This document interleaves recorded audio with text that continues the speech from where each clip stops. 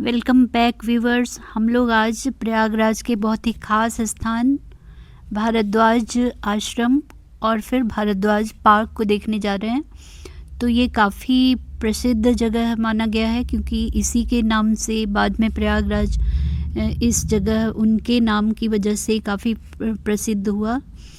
तो भारद्वाज ऋषि जो हैं वो सप्त ऋषियों में एक माने गए हैं। जो सप्त ऋषि कहलाते हैं उनमें कश्यप, अत्रि, भारद्वाज, विश्वामित्र, गौतम, जमदग्नि, वशिष्ठ ऋषि हैं। अन्य परंपरा के अनुसार और भी ऋषि हैं पर मेन इनको माना गया है। और ये जो आश्रम है रामायण काल से ही काफ़ी नाम है। वैसे भारद्वाज ऋषि वैसे पहले भी काफ़ी प्रसिद्ध थे। उनके 10,000 से ज़्यादा शिष्य थे जो यहाँ तपस्या वगैरह और शिक्षा वगैरह लिया करते थे। तो भारद्वाज ऋषि वैसे भी जो विमान वगैरह के बारे में उन्होंने काफ़ी रिसर्च किया था और कहा जाता है कि पुष्पक विमान की संरचना उन्होंने ही की थी।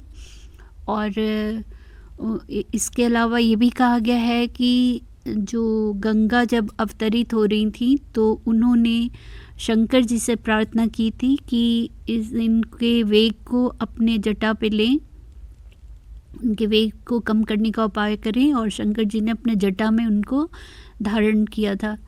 तो बहुत सारी बातें हैं पर रामायण की वजह से हम लोग इसको ज़्यादा, तो उनकी काफ़ी यहाँ पे सत्कार वगैरह उन लोगों का हुआ। और फिर उन भारद्वाज ऋषि ने राम से आग्रह किया कि यहीं रुकने को, पर उन्होंने कहा कि ये जगह अयोध्या से काफ़ी पास है तो लोगों को पता चलेगा। और इसलिए फिर राम ने पूछा कि कहाँ हमें रुकना चाहिए, तो उन्होंने ही सजेस्ट किया था कि चित्रकूट में आप रह सकते हैं। वो जगह भी काफ़ी शांत और सुंदर है और जो वहाँ का पर्वत है वो गंध मादन पर्वत के जैसा अच्छा है। तो बाद में राम वहाँ गमन किए। यहाँ पे देख रहे हैं अलग अलग देवताओं का, देवी देवताओं की मूर्तियाँ हैं जो कि बाद में खोज की गई। एक्सकेवेशन में ये सब मूर्तियाँ निकली हैं। उसमें कश्यप, अत्रि, भारत और मरी कई देवी देवता, अनुसुईया, अत्रि, एकलव्य वगैरह और वशिष्ठ, कुबेर वगैरह की मूर्तियाँ निकली जो 8वीं सेंचुरी की कही जाती हैं। तो ये काफ़ी सुंदर जगह है। यहाँ पे देख रहे हैं सप्तऋषि का स्टैचू बना, अलग अलग कई मंदिर हैं और कोई काली जी का मंदिर है, कोई राधा कृष्ण का मंदिर है। तो यहाँ पे छोटे बड़े कई मंदिर हैं। इसके अलावा सबसे प्रसिद्ध जो मंदिर है वो इनका ही है, भारद्वाज ऋषि का मंदिर है। जब राम जा रहे थे तो राम जाने से पहले यहाँ उन्होंने भी पूजा की थी यहाँ के शिवलिंग की। बाद में आकर जब वो लौट कर आए लंका विजय के बाद तो उस शिवलिंग, इसका नाम भारद्वाजेश्वर शिवलिंग रखा। तो इस तरह से बहुत से मंदिर वगैरह। इस आश्रम वाले में कोई टिकट नहीं है। जो भारद्वाज पार्क है उसमें टिकट है, 10 रुपीज़ उसमें लगता है।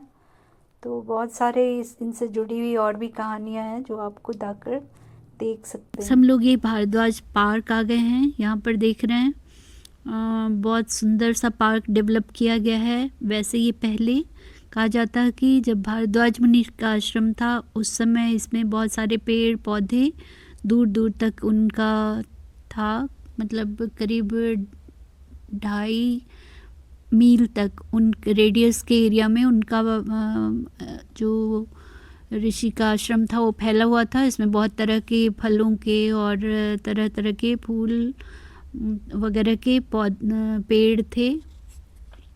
चिड़िया, जानवर वगैरह तरह के रहा करते थे और 10,000 से ऊपर उनके शिष्य वगैरह थे।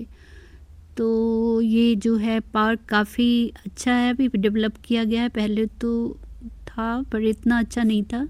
और जो भारद्वाज मुनि का आश्रम है उसको भी काफ़ी चेंज किया गया है।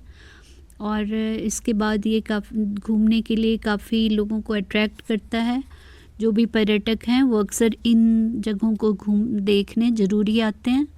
तो आपको भी मौका मिले तो ज़रूर यहाँ आकर घूमें। तो ये जो एरिया है स्टेशन से 3-4 किलोमीटर है और कर्नलगंज एरिया पड़ता है, पर इन सब का नाम अब भारद्वाज आश्रम ही कर दिया गया है। और ये टिकट यहाँ पे 10 रुपये का टिकट लगता है, जहाँ आप आराम से देख सकते हैं। तो आपको भी मौका मिले जब यहाँ आएँ तो ज़रूर घूमें। और ये इसके सामने अपोजिट में आनंद भवन है, और जो इंदिरा गांधी का और नेहरू जी का मेन रहने का स्थान रहा है, तो वहाँ जब भी लोग आते हैं वहाँ और फिर इधर, तो ये सब मेन एरिया माना गया है प्रयागराज का, जहाँ पुराने समय से लोग देखने को ज़रूर आते हैं। और ये तो ऐतिहासिक भी काफ़ी है, 8वीं शताब्दी की सारी चीज़ें बताई जाती हैं। तो आपको भी मौका मिले तो ज़रूर आएँ और देखें। और बच्चों के बैठने के लिए पार्क भी अच्छा है, जो जिनको पढ़ाई वगैरह करनी होती है वो भी, या फिर जिनको शांति की तलाश होती है वो लोग यहाँ आकर बैठते हैं। तो शाम को काफ़ी फव्वारे वगैरह रंगीन निकलते हैं, तो जगह अच्छी है देखने के लिए, तो ज़रूर आएँ और घूमें।